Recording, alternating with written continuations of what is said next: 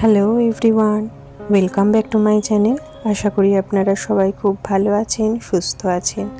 আমার আর একটা নতুন ভিডিওতে সবাইকে ওয়েলকাম জানিয়ে আমি আমার আজকের ভিডিওটা স্টার্ট করে দিচ্ছি। আর আগের ব্লগে শেয়ার করেছিলাম যে কন্যগড় থেকে বেলঘরিয়া চলে যাচ্ছি। তো বেলঘরিয়া আমরা অলরেডি চলে এসেছি। তো এসে আমাদের শুক্রবার দিন এসেছিলাম আর শনিবার দিনকে ছিল আমার বড় ননদের ছেলের বউয়ের জন্মদিন ছিল।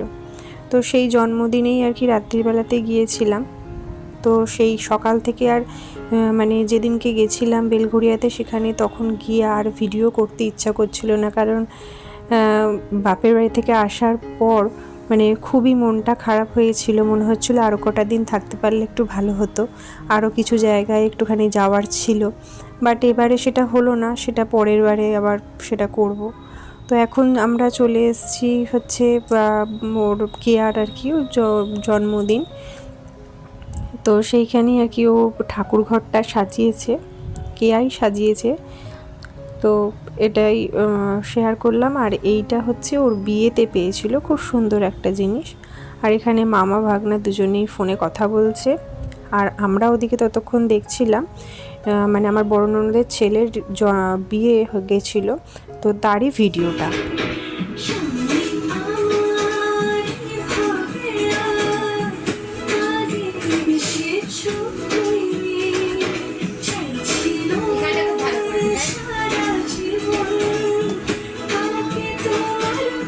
এটাও ভালো হয়েছে, এই পোস্টটাও ভালো।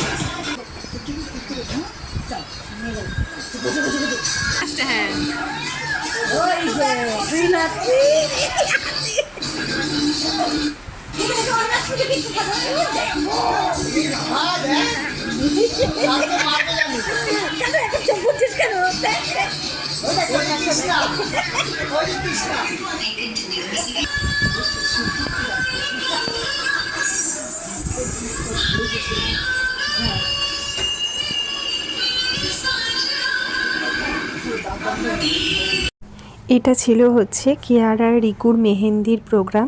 তো সেই মেহেন্দির প্রোগ্রামেই এখানে একটু নাচানাচি হচ্ছিল আর কি, স্টেজেতে খুব মজা হয়েছিল বিয়েতে।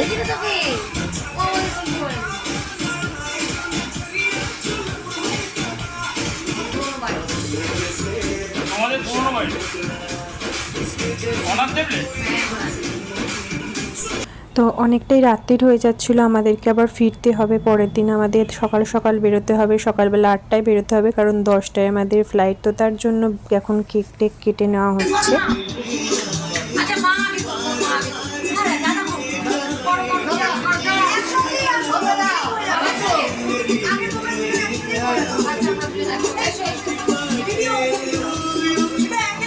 আর এই যে এখানে শাঁখের আওয়াজটা, এখানে কিন্তু কোনো শঙ্খ বাজেনি। এটা কেয়ারই এক মামা এসেছিলেন, উনি মুখে বাজাচ্ছিলেন, খুবই সুন্দর। হট করে আমিও প্রথমে ভেবেছিলাম বোধহয় শাঁখকে বাজাচ্ছে, বাট না, উনি মুখেই বাজাচ্ছিলেন, খুব সুন্দর।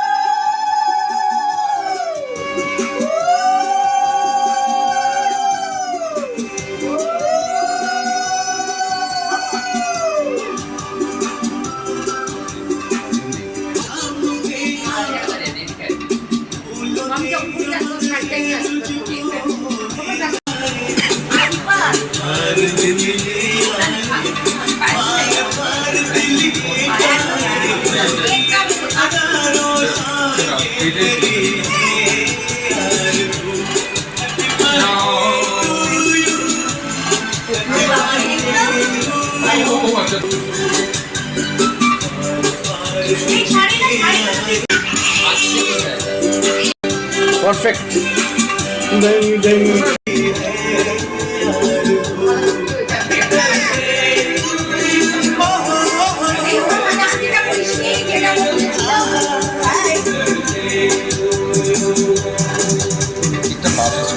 আমি নিয়েছিলাম ওইখানে আনারস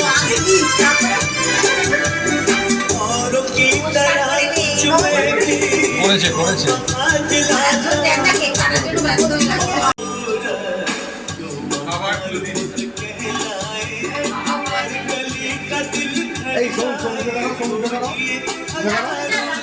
হ্যাঁ সব দেওয়ার একসাথে মিলে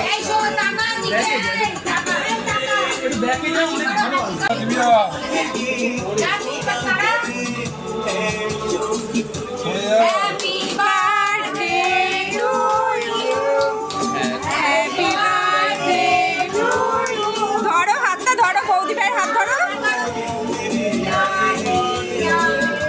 happy birthday to you okay okay বাবা একটু বাহ দারুণ দারুণ দারুণ খাই দাও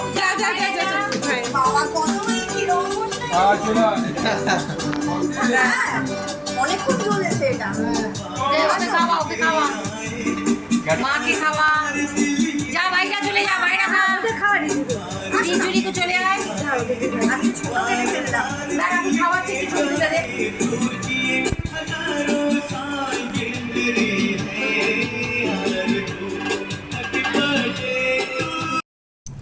সেলিব্রেশন শেষ।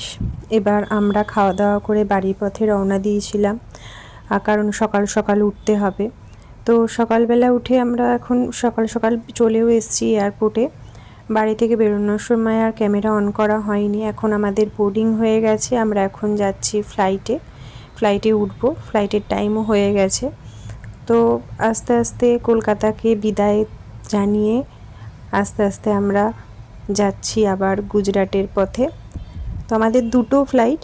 ফার্স্টে আমরা এখান থেকে ডাইরেক্ট ফ্লাইট নেই, মানে আমাদের গুজরাটে জামনগর, তো জামনগরে ডাইরেক্ট ফ্লাইট থাকে না। এখান থেকে ফার্স্টে আমরা যাব দিল্লি থেকে আর একটা ফ্লাইট চেঞ্জ করে যাব হচ্ছে আমরা রাজকোট, আর রাজকোট থেকে 2 ঘন্টা বাই কারে লাগে। তো আস্তে আস্তে ফ্লাইটও ছেড়ে দিল, ওয়েদারটাও মেঘলা মেঘলা হয়ে রয়েছে। আর আমাদের ফ্লাইটে দুটো ফ্লাইটেই খাবার দিয়েছিল। আমরা এবারে গেছিলাম এয়ার ইন্ডিয়াতে। তো এয়ার ইন্ডিয়াতে খাবারটা দেয়, ওটা কম্পালসারি থাকে, তো তার জন্য কোনো অসুবিধা হয়নি। বাট আমাদের দিল্লি এয়ারপোর্টে আমরা নেমেছিলাম 12:30টাতে। তো এয়ারপোর্টে আমরা একটু কিছু অল্প খেয়েছিলাম, কারণ আবার বিকেলবেলা 5:30টায় ছিল আমাদের ফ্লাইটটা। তো মিঠির জন্য আমি সকালবেলা একটু স্টু আর ভাত করে নিয়ে গেছিলাম, আর মিঠি ফ্লাইটে উঠলেই ও ঘুমিয়ে পড়ে। তো ফ্লাইট যখন রানওয়েতে যায়, যেই ফ্লাইটটা ছাড়ে রানওয়ের দিকে যায়, তখনই মিঠি ঘুমিয়ে পড়ে। তো দেখুন মিঠি এখন ঘুমিয়ে পড়েছে, ওকে আমি ঢাকা চাপা দিয়ে রেখেছি, আর ওদিকে সোম খাচ্ছে। আর এখন আমরা চলে এসেছি, নেমে গেছি দিল্লি এয়ারপোর্টে। এখান থেকে এই জোন থেকে অন্য জোনে আবার যেতে হবে, তো তার জন্যই ওয়েট করছি। আমার শাশুড়ি মা ছিলেন, ওনার হুইল চেয়ারটাও চেঞ্জ হবে, হুইল চেয়ারে করে এখানে দিয়ে গেছে। এবার দিল্লি এয়ারপোর্টে অন্য আলাদা মানে একজন আছেন, তিনি আবার আলাদা হুইল চেয়ারে করে নিয়ে যাবেন। তো সেখানে আমরা চলে এসেছি, এসে এখানে মিঠিকে খাওয়ানো হয়ে গেছে।